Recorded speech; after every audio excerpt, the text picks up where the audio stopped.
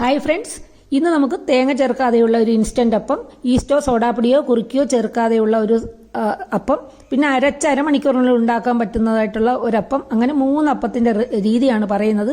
Video ലെന്തി ആകാതിരിക്കാൻ വേണ്ടിയിട്ട് full video കാണിക്കുന്നില്ല. അതിന്റെ അളവുകളും രീതിയും കറക്റ്റായിട്ട് പറഞ്ഞു തരാം. തങ്കംസ് ഫാമിലി കിച്ചന്റെ പുതിയൊരു വീഡിയോയിലേക്ക് എല്ലാവർക്കും സ്വാഗതം. ആദ്യത്തെ റെസിപ്പി ഇൻസ്റ്റന്റ് ആയിട്ടുള്ള തേങ്ങ ചേർക്കാത്ത അപ്പമാണ്. നല്ല സോഫ്റ്റ് അപ്പമാണ്. നമുക്കൊരു മണിക്കൂറിൽ, അത് കലക്കി വെച്ചാൽ 1 മണിക്കൂറിൽ ഉണ്ടാക്കിയെടുക്കാം. വറുത്ത അരിപ്പൊടിയാണ് നമ്മളിവിടെ ഇതിനായിട്ട് ഉപയോഗിക്കുന്നത്. ഒരൊട്ടലൊന്നും ഇല്ലാതെയും നല്ല ടേസ്റ്റ് ആയിട്ടും നമുക്ക് ഉണ്ടാക്കിയെടുക്കാം. ഇതിനായി ഞാനിവിടെ 1/4 കപ്പ് അവൽ എടുത്തിട്ടുണ്ട്. അതൊന്ന് കഴുകി വൃത്തിയാക്കി 2 ടേബിൾ സ്പൂൺ വെള്ളം ഒഴിച്ച് ഒന്ന് കുതിർക്കാനായിട്ട് വെക്കാം. ഞാനിവിടെ ചുവന്ന അവലാണ് എടുത്തിരിക്കുന്നത്. ഏത് അവലെടുത്താലും മതി. ചുവന്ന അവലെടുക്കുമ്പോൾ അപ്പത്തിന് ചെറിയൊരു ചുവന്ന കളർ വരും. ഇനി മിക്സിയുടെ ജാറിലേക്ക് 1/4 കപ്പ് ചോറും നമ്മൾ കുതിർത്ത് വെച്ചിരിക്കുന്ന അവലും, പിന്നെ 1 ടീസ്പൂൺ പഞ്ചസാരയും, 1 കപ്പ് അരിപ്പൊടി, വറുത്ത അരിപ്പൊടിയാണ് എടുത്തിരിക്കുന്നത്.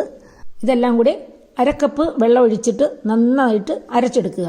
അപ്പോൾ കുറച്ച് വെള്ളത്തിൽ അരച്ചെടുക്കുമ്പോൾ അതിലെ ചോറും അവലെല്ലാം നല്ലതുപോലെ അരഞ്ഞു കിട്ടും. ഇനി അതിലേക്ക് 1/2 ടീസ്പൂൺ ഈസ്റ്റ് ചേർക്കാം. ഈസ്റ്റ് നല്ല ഈസ്റ്റ് വേണം ചേർക്കാൻ. അതുപോലെ നിങ്ങൾക്ക് പെട്ടെന്ന് അപ്പം ഉണ്ടാക്കിയെടുക്കാനാണെങ്കിൽ ഈസ്റ്റ് കൂടുതൽ ചേർക്കേണ്ടി വരും. എടുക്കുന്ന മാവിന് ആവശ്യമായ ഉപ്പ്.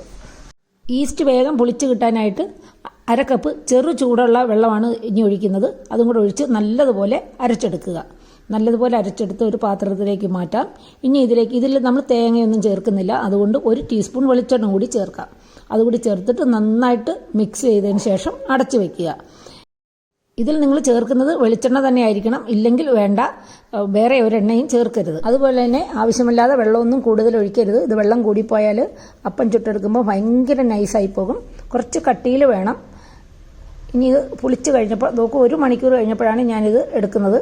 ഇത്രയും പൊന്തി കിട്ടിയിട്ടുണ്ട്. സാധാരണ അരി അരച്ച് വെക്കുന്നത് പോലെ ഈ മാവ് പൊന്തി വരാറില്ല. ഇത് അതുപോലെ തന്നെ ഇത് ഓരോ പ്രാവശ്യം അപ്പത്തിന് മാവ് കോരി ഒഴിക്കുമ്പോഴും അതൊന്ന് ഇളക്കിയതിന് ശേഷം മാത്രമേ കോരി ഒഴിക്കാവുള്ളൂ. വറുത്ത അരിപ്പൊടി ആയതുകൊണ്ട് ആ പാത്രത്തിന്റെ അടിയിലേക്ക് അരിപ്പൊടി താഴ്ന്നു കിടക്കും. അതുകൊണ്ടാണ് ഒന്ന് ഇളക്കിയതിന് ശേഷം വേണം മാവ് ഇതുപോലെ കോരി ഒഴിക്കാൻ. ചട്ടി നല്ലതുപോലെ ചൂടായ ശേഷം മീഡിയത്തിന് താഴേക്ക് ഫ്ലെയിം മാറ്റുക. അതിനുശേഷം ഇതുപോലെ മാവ് കോരി ഒഴിച്ച് 2 പ്രാവശ്യം ചുറ്റിച്ചെടുക്കുക. സാധാരണ അപ്പത്തിന് നമ്മൾ കോരി ഒഴിച്ച് 1 പ്രാവശ്യം ചുറ്റിച്ചെടുക്കുകയാണ് പതിവ്. കലക്കിയെടുത്തപ്പോൾ മാവ് അല്പം ലൂസ് ആയതുകൊണ്ട് ഇതിപ്പോൾ 2 പ്രാവശ്യം ചുറ്റിച്ചെങ്കിൽ മാത്രമേ ഇതിനൊരു കനം കിട്ടത്തുള്ളൂ അപ്പത്തിന്. വറുത്ത അരിപ്പൊടി ആയതുകൊണ്ട് തീർത്ത് നൈസായിരിക്കും. അതുപോലെ നടുക്ക് ഭാഗത്ത് കനം കൂടരുത്, വേവാൻ താമസിക്കും. അപ്പോൾ വേകാൻ വേണ്ടി നമ്മൾ കൂടുതൽ സമയം വെക്കുമ്പോൾ അതിന്റെ അപ്പത്തിന്റെ സൈഡ് വല്ലാണ്ട് മുരിഞ്ഞു പോകും. വളരെ സോഫ്റ്റ് ആയിട്ടുള്ള അപ്പമാണ് നമുക്ക് കിട്ടിയിരിക്കുന്നത്. അടുത്തത് ഈ അപ്പം കണ്ടോ, ഇത് നമ്മൾ സോഡാപ്പൊടിയോ ഈസ്റ്റോ ഒന്നും ചേർക്കാതെയാണ് ഉണ്ടാക്കിയിരിക്കുന്നത്. കുറുക്കിയൊന്നും ചേർത്തിട്ടില്ല, അല്ലാതെയാണ് നമ്മൾ എടുക്കുന്നത്. അപ്പോൾ കൂടുതൽ സമയം എടുക്കും ഈ അപ്പം ഉണ്ടാക്കാൻ. അപ്പോൾ 2 ഗ്ലാസ് അരിയാണ് ഞാനിവിടെ എടുത്തിരിക്കുന്നത്. അത് വൃത്തിയായിട്ട് കഴിയതിന് ശേഷം ഒരു 8 മണിക്കൂറെങ്കിലും കുതിരാനായിട്ട് മാറ്റി വയ്ക്കും. കുതിർത്ത അരിയുടെ കൂടെ 1.5 കപ്പ് തേങ്ങ, അത് പച്ച തേങ്ങ തന്നെ വേണം. അതുപോലെ തന്നെ 1 കപ്പ് ചോറ്, പിന്നെ 1 കപ്പ് തേങ്ങ വെള്ളം, കരിക്കിന്റെ വെള്ളമോ തേങ്ങ വെള്ളമോ ഏതാന്ന് വെച്ചാൽ അതും കൂടെ ചേർത്തിട്ട് വേണം അരി അരച്ചെടുക്കാൻ. 1/4 വളവിലെ തേങ്ങ കിട്ടിയില്ലെങ്കിൽ പച്ച തേങ്ങ തന്നെ എടുക്കുക. കരിക്കും വെള്ളം ഉറപ്പായിട്ടും, തേങ്ങ വെള്ളം കരിക്കും വെള്ളം ഏതെങ്കിലും ഒന്ന് ഉറപ്പായിട്ട് ഒഴിച്ചിരിക്കണം. എങ്കിൽ മാത്രമേ ഈ മാവ് പൊന്തി വരികയുള്ളൂ. ഇത് എല്ലാം നമ്മൾ ഉപ്പും ചേർത്തിട്ട് നന്നായി കലക്കിയതിന് ശേഷം പൊന്തി വരാനായിട്ട് മാറ്റി വയ്ക്കാം. 8 മണിക്കൂറിൽ കൂടുതൽ ഇരുന്നെങ്കിൽ മാത്രമേ ഈ മാവ് പൊന്തി വരികയുള്ളൂ. അപ്പോൾ രാവിലെ അരി നമ്മൾ വെള്ളത്തിലിട്ടുന്നു, രാത്രിയിൽ അരച്ചു വയ്ക്കുന്നു. രാവിലെ നമുക്കിത് നോക്കുമ്പോൾ ഇതുപോലെ പൊന്തിയിരിക്കും. ഇത് ഒരുപാട് പൊന്തിയിട്ടില്ല, എന്നാലും നല്ല സോഫ്റ്റ് ആയിട്ട് വന്നിട്ടുണ്ട്. ഇതിനി അപ്പം ഉണ്ടാക്കിയെടുക്കാം. ഈ മാവ് കുറേശ്ശെ കോരി ഒഴിച്ച് അപ്പം ഉണ്ടാക്കിയെടുക്കുന്നതാണ് നല്ലത്. അല്ലെങ്കിൽ ഒരു വല്ലാത്ത തിക്നെസ് ഫീൽ ചെയ്യും. പക്ഷെ നല്ല മയമുള്ള അപ്പമാണ് കിട്ടിയിരിക്കുന്നത്. ചട്ടി നല്ല ചൂടായ ശേഷം മീഡിയം ഫ്ലെയിമിലോ അതിൽ കൂടുതലോ തീയിലിട്ട് വേണം ഈ അപ്പം ഉണ്ടാക്കിയെടുക്കാൻ. മറ്റു 2 രീതി വെച്ച് നോക്കുമ്പോൾ ഈ അപ്പത്തിന് കുറച്ച് പുളി കൂടുതൽ ഉണ്ടാകാറുണ്ട്. ഇത് കൂടുതൽ സമയം നമ്മൾ ഫെർമെന്റേഷൻ വെക്കുന്നത് കൊണ്ടാണ് പുളി കൂടുതൽ തോന്നുന്നത്. ഇനി അടുത്ത അരി അരച്ചു കഴിഞ്ഞാൽ ഒരു 1/2 മണിക്കൂർ കഴിഞ്ഞാൽ ഉടനെ അപ്പം ഉണ്ടാക്കാൻ പറ്റുന്ന ഒരു രീതിയാണ് അടുത്തത്. ഇത് നേരത്തെ ഞാൻ 2 വീഡിയോ ചെയ്തിട്ടുണ്ട്. പക്ഷേ വീണ്ടും കൂടുതൽ ആൾക്കാരുടെ കയ്യിലേക്ക് എത്തിക്കാൻ വേണ്ടിയിട്ടാണ് ഞാൻ ഈ വീഡിയോ പിന്നെയും ഇടുന്നത്. അത്രയ്ക്ക് നല്ല അപ്പമാണ്. ഞാൻ ഉണ്ടാക്കുമ്പോൾ പ്രിഫറൻസ് കൊടുക്കുന്ന ഒരു അപ്പമാണിത്. നല്ല സോഫ്റ്റും ആയിരിക്കും, നല്ല ടേസ്റ്റുമാണ് ഇതിൽ.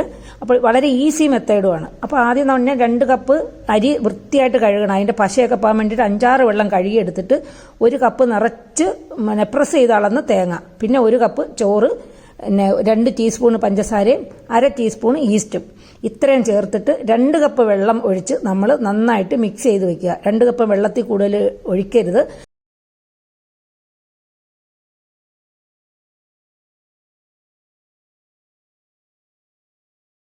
ഈ വെള്ളം കൊണ്ട് മാത്രമാണ് നമ്മൾ നാളെ ഇത് അരി അരച്ചെടുക്കുന്നത്. അരി അരയ്ക്കാനായിട്ട് വെള്ളം കൂടുതൽ ആവശ്യമെങ്കിൽ നമുക്ക് കൂടുതൽ ചേർക്കാം. പക്ഷേ വെള്ളം ഇപ്പോൾ ഒഴിക്കുന്ന വെള്ളം കൂടിപ്പോയാൽ ആ വെള്ളം നമുക്ക് കളയേണ്ടി വരും.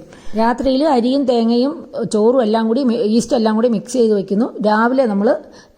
രാവിലെ എഴുന്നേൽക്കുമ്പോൾ തന്നെ നമ്മൾ അരച്ച് വെക്കണം. അരച്ച് വെച്ച് ഒരു അരമണിക്കൂർ കഴിയുമ്പോൾ അത് നമുക്ക് നല്ലപോലെ പൊന്തി കിട്ടും. കണ്ടോ, ഇത് ഒരു അരമണിക്കൂർ വെച്ചതേ ഉള്ളൂ. ഇപ്പോൾ വേനൽക്കാലം ആയതുകൊണ്ട് വേഗം പൊന്തി കിട്ടും. നിങ്ങൾ മഴക്കാലമാണെങ്കിൽ ഒരു 45 മിനിറ്റ് അല്ലെങ്കിൽ 1 മണിക്കൂർ.